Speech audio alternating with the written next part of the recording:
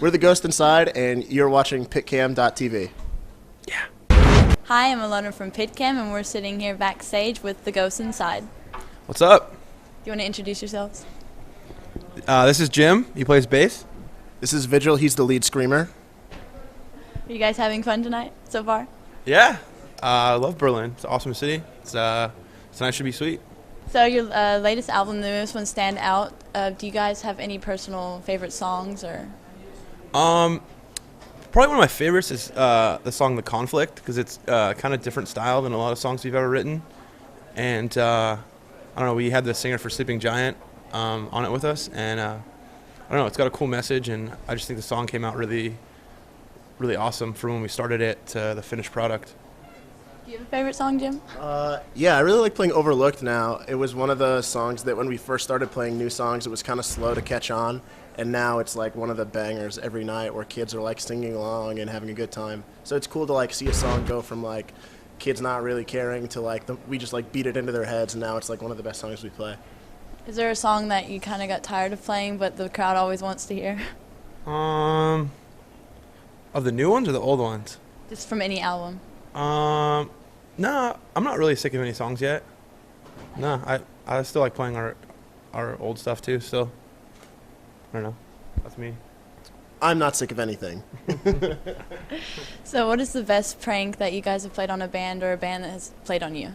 Well, on our headline tour in the U.S., we were with a younger band called 100th, and those guys are great, and we've known them like pretty well for a long time. And we have our mascot, Woody, from the movie Toy Story, who's been everywhere around the world and on every tour with us and stuff. And at a show, they stole Woody from us and left like a tiny little plastic miniature in his place. And they ended up leaving us like ransom notes at each show for like the next week, and then finally like brought him out in the middle of our set one night. It was really cool. It was like a really well thought out prank, but it like got under our skin so bad because Woody's our good luck charm, and he was missing, and like all sorts of weird stuff started to happen. So they got us real good on that, the 100th guys. Have you guys played any pranks? We're not that cool, I don't think. We're kind of boring. No, I'm trying to think. I'm sure we've done stuff. Nothing really comes to mind right now, though. No, we're pretty boring. Yeah, I guess we are kind of boring. What do you think the difference is between American fans and European fans? Well, I think being an American band in America, I think that they know that they're going to get a chance to see you again because it's a lot easier to tour, your own country. So I think kids, not that they don't care, it's just when you come over here that they're so excited that that you traveled so far to come play, and they don't know when the next time you're going to come back is. So I think they genuinely maybe appreciate it more, go a little extra off. For bands that aren't from here because, they never know when we're going to come back. We're as far as American, we tour America, 3 or 4 times a year, so they know we're going to come back. That's the biggest difference I think I've seen. Do you think the crowd acts differently, like the way they take in your music? Or? A little bit. Kids here are more passionate about music, whereas kids in the States, they're a little more fickle and a little more trendy, probably. Whereas, kids here, aren't just kids. We'll see, adults our age, still going to shows and singing along and having a great time. And in the U.S., it kind of, once you get over, 23 or 25, it kind of falls off. You just, stand in the back at the few shows you go to. And over here, you see people that are, 30 years old. They'll still get up front and get sweaty with you. And it's really cool to see that sort of, lifelong passion for music. What would you say are the craziest fans, the ones that just go completely brutal and jumping on stage and stuff? Germany is definitely one of them. Every time we play a show in Germany with No Barriers, kids are always on stage, going crazy, moshing on stage, pushing us out of the way to stage dive and shit. And it's awesome. It's what we thrive off of. It's awesome. So definitely Germany. I'm trying to think any other standout places. Germany. Yeah. We play Munich in a few days at Firework, and we know that the show is going to be out of control. There's no barrier there, and kids just pour onto the stage and into the crowd the whole time you're playing. It's so cool. Have you guys had any trouble getting over any borders, or maybe they didn't let you come into some country? Or Other than Canada? Yeah, our guitar player, Zach, has had a little bit of trouble getting into Canada a few times. He got in trouble with the law in America, and now they don't let him into Canada. So the last tour, we played like 3 or 4 shows in Canada, and we had to figure out a way. I think we just played as a 4-piece because he couldn't get in. So They never let him in? Like, every time you guys go, Yeah, he's not going to be allowed in for a while. He's going to have to, like, sort some stuff out with, like, the embassy and crap. It's really funny. Like, we travel the rest of the world since then. We've been to Japan, Australia, New Zealand. We're going to South Africa, Europe 3 times. And everywhere else, they look at it and they're like, all right, well, here you go. Behave yourself. But Canada is, like, our border to the north, and they're not having it, so. yeah, it's so weird. It's so weird to be able to, like, fly across the world and they just look at your passport like, all right, cool, have fun. But we go to Canada, which is, connected to us, and we go and they're like, nah, you guys aren't getting in. Sorry. Figure something out. And we're like, really? Like, we're an hour away from our home. Like, we can't, but whatever. oh, well, Zach's problem. Yeah, it's Zach's problem, not ours.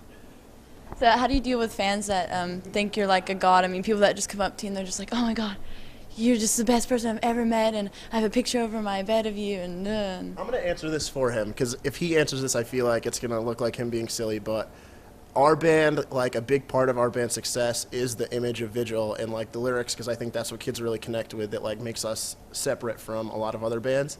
And we joke about it with him, but, like, every day he gets 5 or 10 or 20 kids that come up to him and, like, identify with him personally, and every day he, like, will sign until his hand is sore. Like, he'll smile, shake hands, take pictures. It's, like, it's really cool to see him, like, he's just a normal guy, but he's the one that, like, all the kids look up to. Like, me and Zach and Andrew and Aaron will all, like, walk by, and he'll still be getting mobbed by kids, and they could give 2 shits less about it. they won't notice you. Exactly. So he handles it with, like, an amazing amount of, like, grace and humility every day. It's really, really cool.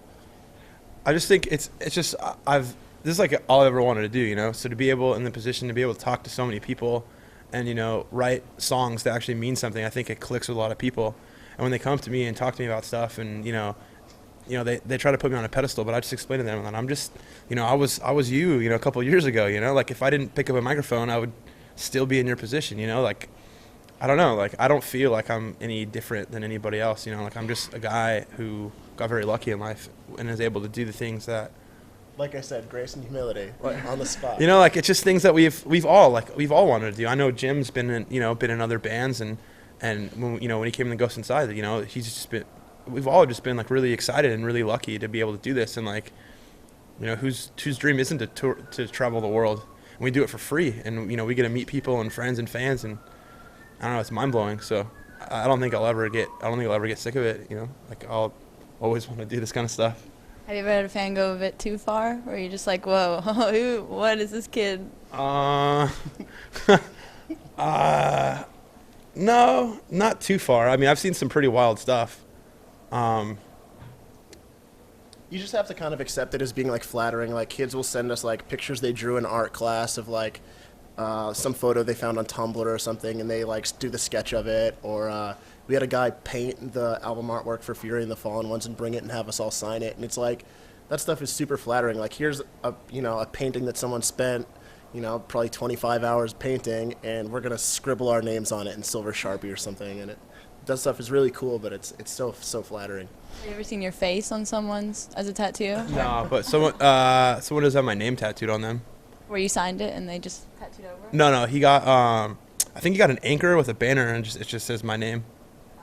Was that flattering? Yeah, it's amazing. Like, he's actually from Germany. I'm probably gonna see him tomorrow. I think he's coming to the show tomorrow. So, yeah, he's a cool dude. Just loves the band, and he just, I don't know, I guess he looks up to me and stuff. And like, I don't know, we like talk every time I come into town and stuff. It's cool. It's